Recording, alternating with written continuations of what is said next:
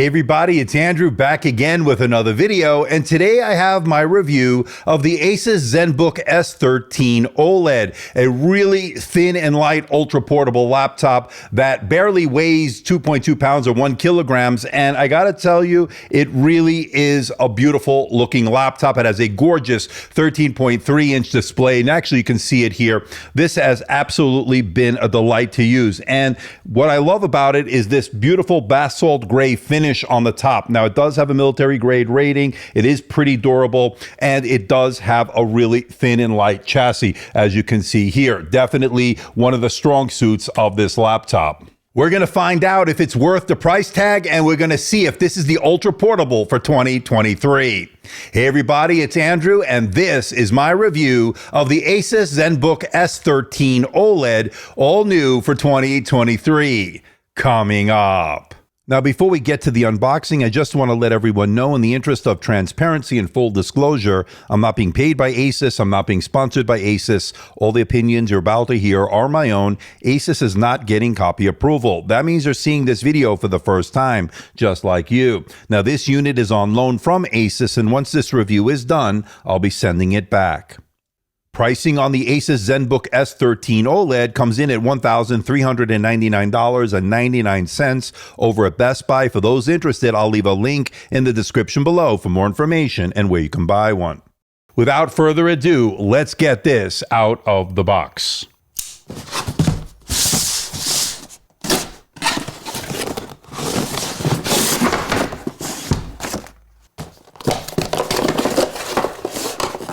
So here's your power charger. It is 65 watts. It's pretty compact, pretty nice and light. It's USB Type-C, of course, as you see there. So that's going to be pretty good.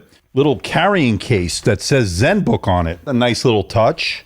Again, $13.99 over at Best Buy for those interested. The link in the description below. It's a nice fabric on it, and it's got a little space for a pen. So I guess for models that have a pen, you have a place to store it. This is not going to be, I don't think there's any pen support or even a touch display on this.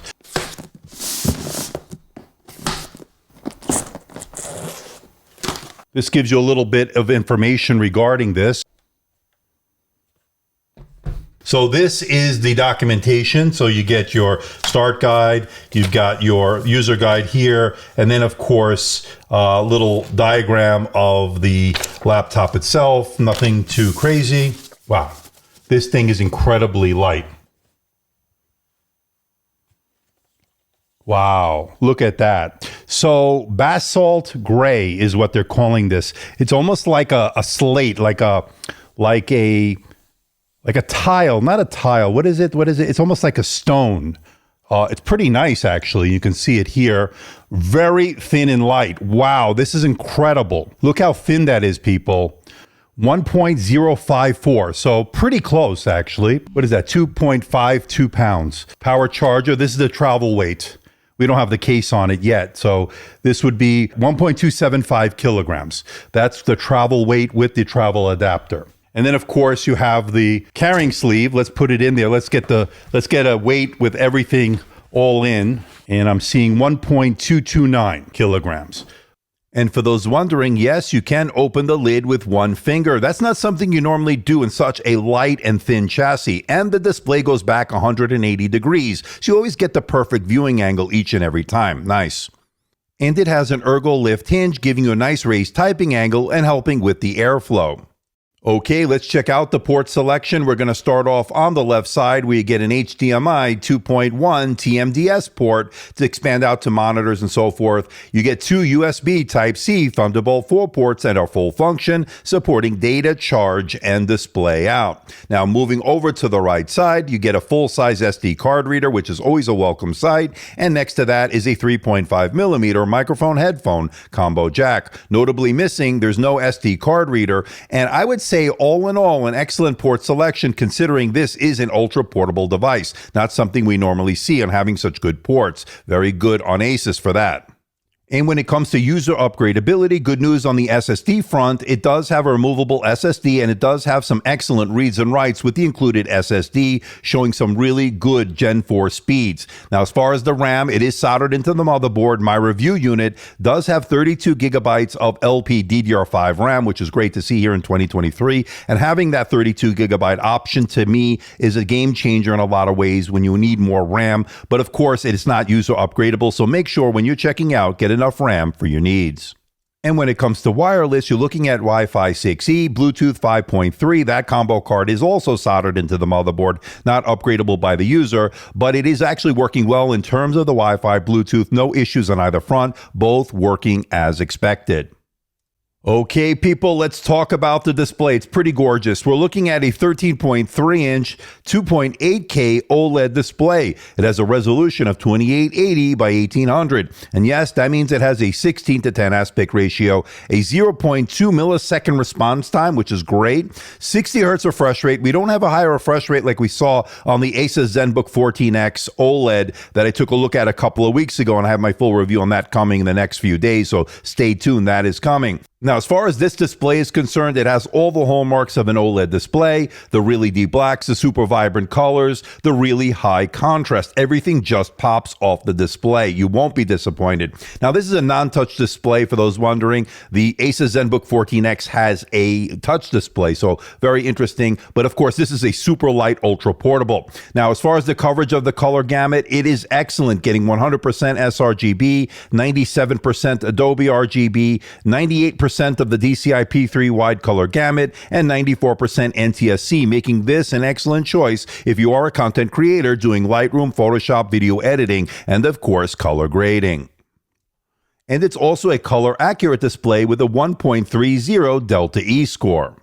And it is a very bright display. Now, I measured 440 nits in standard definition and 550 nits in peak brightness during playback of HDR content. So if you're consuming media, this is an excellent device in terms of watching Netflix, Amazon, YouTube. It looks superb, especially with HDR.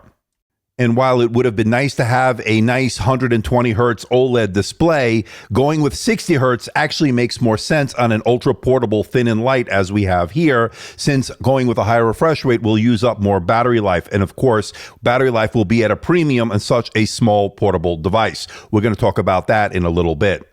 But my overall takeaway is this is an excellent OLED display. You won't be disappointed. So this is the camera on the Asus Zenbook S13 OLED here for 2023. It's a 1080p camera, 30 frames per second. It's also an IR camera, allowing you to log in with face recognition with Windows Hello. There is no fingerprint scanner that I can see on here, so you'll have to use the face recognition or password or passcode. Let me know in the comment section below. Is this going to be good for your Zoom calls, your hybrid work needs, working from home? Let me know in that comment section below. Now, this is running the Core i7-1355U that has 10 cores, 8 efficient cores, and 2 performance cores. And going into this, knowing this is such a thin and light ultra portable, I'm not expecting major performance numbers here. And that's exactly what we're seeing here. Pretty standard stuff here for an ultra portable. Definitely will be good for everyday use, doing Microsoft Office, email, web browsing, light 1080p video editing. I wouldn't do 4K video editing, and having to rely on the integrated Iris Xe graphics. And of course, we know that is getting a little bit long in the tooth. When I ran the Cinebench R23 single core score, it did 1,779, which is certainly very respectable, and it definitely will get work done, again, like I said, for everyday use. It also had a pretty decent multi-core performance, but of course, you're not going to see it at the top of the list here. It's actually on the bottom at 7,081, but for an ultra portable device that barely weighs 2.2 pounds or so, this is extremely good for what you're getting. And speaking of the graphics, you're not going to be playing the AAA titles on their highest settings. It's just not in the cards for this ultra portable device, but I think you already know that. Having said that, if you lower some of the settings, you can get some playable frame rates on some of the more popular titles, although I wouldn't classify this as a gaming laptop in any sense of the word. But again, the occasional game here and there, the older titles will definitely work on this. And don't forget, this does have 2 Thunderbolt 4 ports, which allows for the inclusion or the adding of an external GPU. But of course, that adds to the overall cost of the unit, something to keep in mind. But again, as far as a gaming laptop, this is not in the cards for this unit. And when I ran the Temps by stress test to see if this will power throttle under heavy load, it got a passing score of 97.6%, meaning that it didn't detect any thermal throttling. That's always good. Now, one of the consequences of going with such a thin and light chassis is going to be cooling the system down when it comes to the thermals, and they will have to ramp up the fans in order to keep this cool, getting about 57, 58 decibels in the performance mode, which is very noticeable. Now, as far as the surface temperatures are concerned, it does heat up a little bit on the keyboard, as you see there, and on the underside, not too surprising here. So it does get a little bit warm, but never too hot to the touch. Now, when it comes to the battery, this has a 4-cell 63 watt-hour battery, and it did 9 hours and 21 minutes on the PC Mark X Modern Office battery test, whereas the Zenbook 14X OLED did 10 hours and 43 minutes on that same test. That has a little bit, of course, bigger battery, although that is running at 120 hertz refresh rate. This is 60 hertz. But having said that, 9 hours and 21 minutes on that test, which is a good simulation of everyday use, means you're going to get pretty decent battery life out of it, and I'll take that any day of the week. Now, as far as charging, the included 65-watt USB Type-C charger, that charges from 0 to full in about 70 minutes or so. Very fast charging on it, so I like to see that.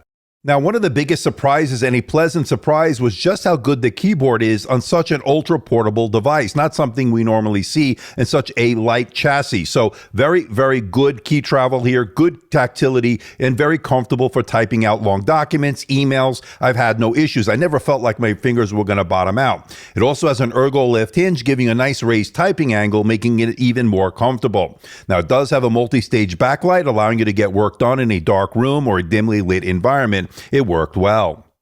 And the touchpad I thought was nicely sized, very responsive when it comes to scrolling, gestures, everything worked very well. Now, it's not a haptic touchpad, it's a more traditional diving board style touchpad, but again, it worked well, I've had no issues, it was very responsive.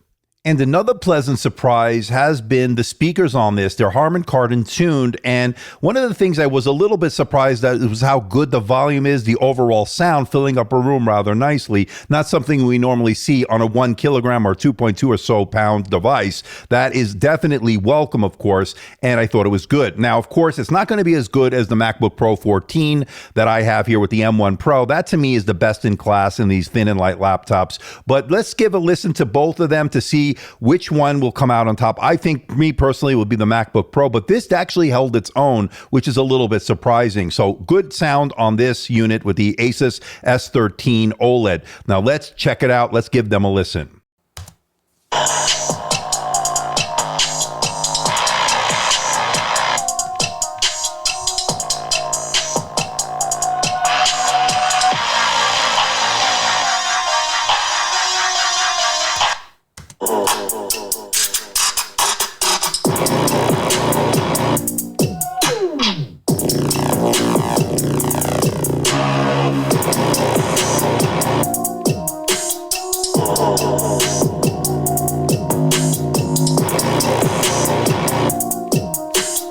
So obviously the MacBook Pro does sound better, but I got to tell you, this sounds pretty good. And when you put it on the dynamic setting on the Dolby Atmos, it certainly does give it a little bit more enhancements in terms of the spatial audio. So definitely pretty good. Okay, let's bring it all home. What do I think about the Asus Zenbook S13 OLED here for 2023? And I have to say, this is an incredibly thin and light, ultra-portable laptop that's easy to take with you on the go. Throw it in your bag, you'll hardly notice it's there. It's that good. Now, as far as that 13.3-inch OLED display, it is absolutely gorgeous. It's got great coverage of the color gamut. It is color accurate. It also has a 60 hertz refresh rate, although it would have been nice to have a dynamic refresh rate up to 120 hertz, like we saw on the Zenbook 14X OLED. Now, it does have a military standard 810H rating. It does have Dolby Atmos speakers. It has a full HD camera. I thought it was pretty good. 2 Thunderbolt 4 ports makes this a really good, versatile device. I like the comfortable keyboard. The touchpad was good. Upgradable SSD, although everything else is not upgradable, such as the RAM and the Wi-Fi. It's got HDMI 2.1 TMDS, so that is always good, although it's not the true HDMI 2.1. And it's got a really gorgeous basalt gray finish, giving it a sleek and modern look and giving it a little bit more durability. That to me is a winner on all fronts. I think Asus hit it out of the park with this. They have a lot to offer here, especially if you want a laptop that is so thin and light that you'll hardly notice it's in your bag. This may be the ticket for you here in 2023. So please hit the like button, please subscribe, please share this video. Don't forget to leave a comment in that comment section below. Let me know how I'm doing. Let me know if there's a device or something out there you think I should review. I'll do my best to try to make that happen. Don't forget to check me out on Facebook, Twitter, Instagram, and of course my website, amdtechreviews.com. So until next time, this is Andrew, and I'll see you in the next video.